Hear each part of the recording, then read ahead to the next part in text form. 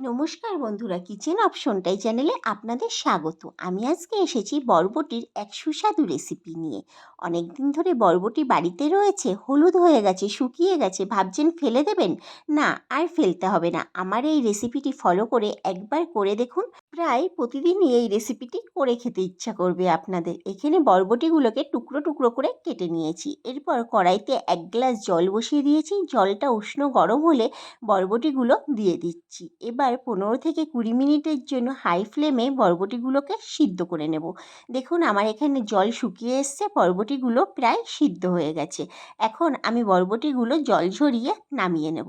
এবার বরবটিগুলোকে ঠান্ডা করার জন্য একটু অপেক্ষা করব। বরবটিটা ঠান্ডা হয়ে গেলে একটা মিক্সি বাটি নিয়ে নিয়েছি। এর মধ্যে সব বরবটিগুলোকে দিয়ে দিচ্ছি, আর এর মধ্যে দিয়ে দেব 6টা কাঁচা লঙ্কা।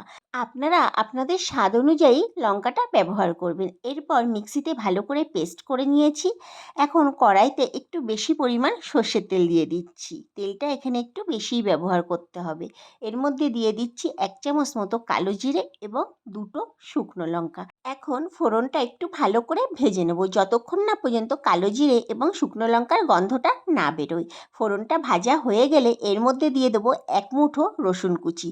এখানে রসুনটা কিন্তু একটু বেশি পরিমাণেই দিতে হবে। এবার রসুনটা একটু ভালোভাবে ভেজে নেব।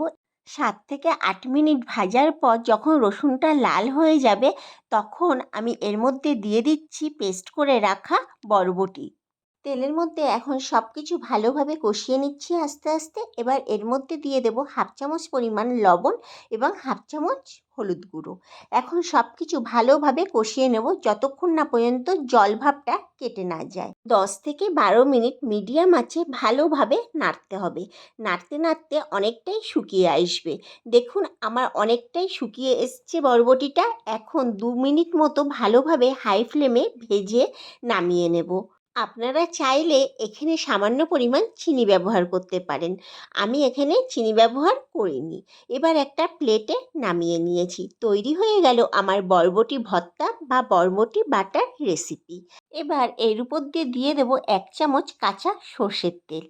দুপুরের খাবারে ভাবছেন মাছ মাংস নেই, কী দিয়ে খাবেন? এরকম একটা রেসিপি করে দেখুন, মাছ মাংসের স্বাদকেও হার মানিয়ে দেবে। আমার এই রেসিপিটি ফলো করে একবার বাড়িতে ট্রাই করে দেখুন, আশা করি খুবই ভালো লাগবে।